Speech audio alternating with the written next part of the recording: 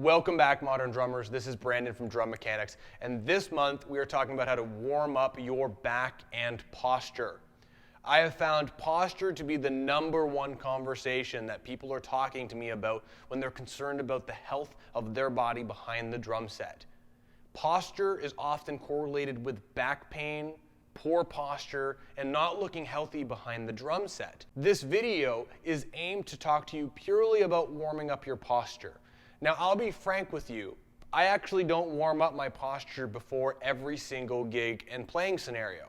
I have, especially if my back has been causing me some pain or I've been concerned about the length of the gig. I would say that this is an extra video and not necessarily a required warm-up procedure. However, I hope you find some value from this, and these are the things that I find to be the easiest potentiation exercises to help to warm up your back. Now guys, I am a sucker for repetition. I think reviewing the basics is always important. So we have 5 rules that we are following for this potentiation warm-up series before we get into the practical component. 1, stay within your active range of motion. 2, avoid fatigue. 3, avoid pain. 4, try to feel the muscles in the area that we are working on. And 5, once you can feel them a bit more. Contract them harder to make that post-activation potentiation response work as hard as you can. Let's check out the examples. Now, before we jump in, if you've been following my ergonomic series, you guys will know that how much I value the spine and how important understanding the internal parts are. The spine is a pretty complicated system. There are a lot of joints. There's a lot of weird curves between the cervical, the thoracic, the lumbar, and the coccyx. We need to make sure that our body is working within our current active range of motion. One of the things that may be important for you to understand is that as we get older, if you have developed poor posture, it is possible that your bones have changed shape and are actually shaped in this less ideal posture. Can you correct it? Potentially. But what I would say, at least in this warm-up series, if you find that you can't get all the way back to the wall that I'm about to demonstrate for this exercise, just go as far as you can. Don't force into any pain. The first and second posture warm-up does indeed require 2 devices to help you do this, and they're not exercise devices. One is your throne or a chair, and the second is a wall. We're going to use the wall as a reaction force scenario to help us get an isometric contraction and actually help us feel those muscles better. You can do isometric contraction without a wall, but they're less effective because it's one side of your body working against the other side of your body.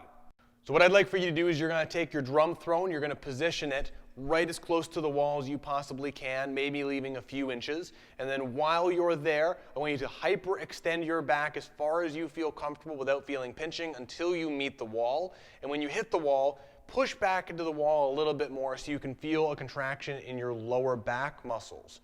Try again to hold this for 5 seconds to feel those lower back erectors. When you're done, relax and repeat that a couple more times. Like we've been doing 3 to 5 times, so I would suggest playing with that method first. The second one is doing a trunk rotation isometric, and I'm a big fan of trunk rotation isometrics because it does activate your core and abdominals and all the muscles on the side. So what I want you to do is do the exact same thing, except you're going to sit sideways to the wall, and you're going to put your hands out in front of you. You're going to turn from your rib cage into the wall and push into the wall for, again, 5 seconds. Try to feel your midsection, tense up really tight, come back, and repeat that 3 to 5 times. But in this case, do it on both sides. To be honest with you, if I'm in a rush, I'll often do this one as my one core posture warm-up because it helps engage my lower back and all the tissues, and you can do it standing. It's a pretty easy one once you get it down.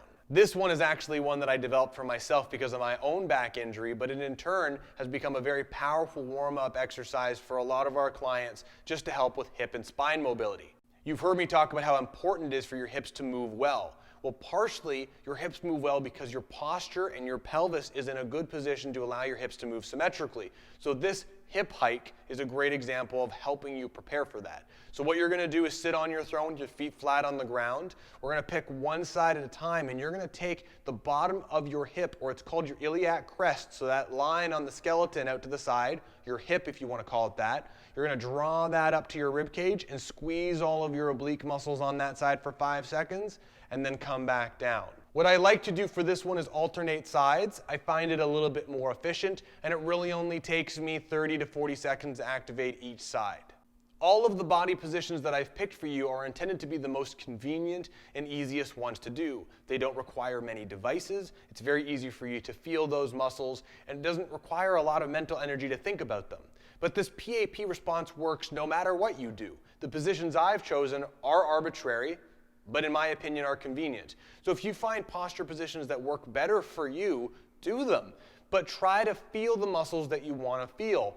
Don't let them fatigue and don't cause pain. The cool thing is as you go through this process for some time and you contract those muscles, there is a thing called short-term potentiation, which is the initial skill acquisition of you feeling those muscles, just like you learning a new lick. And over time, your awareness of that contraction increases to something called long-term potentiation, which is almost this autonomous awareness of those muscles. So in short, if you do it a while and you can feel those muscles, over time, you'll be able to feel them very easily, much like a bodybuilder who's flexing and showing off their arms. So in closing, this is not a necessary warm-up, but it's a great healthy one. It can really help to work on improving your posture pre-gig, post-gig. Frankly, you guys can do this one all the time. It's actually one that I give to my clients at my business, Strata, all the time. All of the warm-ups over the last few months should only take you a few minutes to do. It shouldn't be strenuous. It shouldn't really require you to go out and get a bunch of accessories and take 15 minutes before your gig. It really is less than a couple minutes once you've got it dialed down.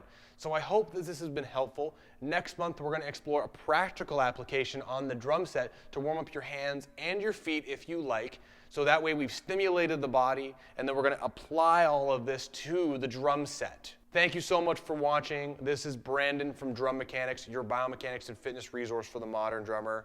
Stay healthy, drummers.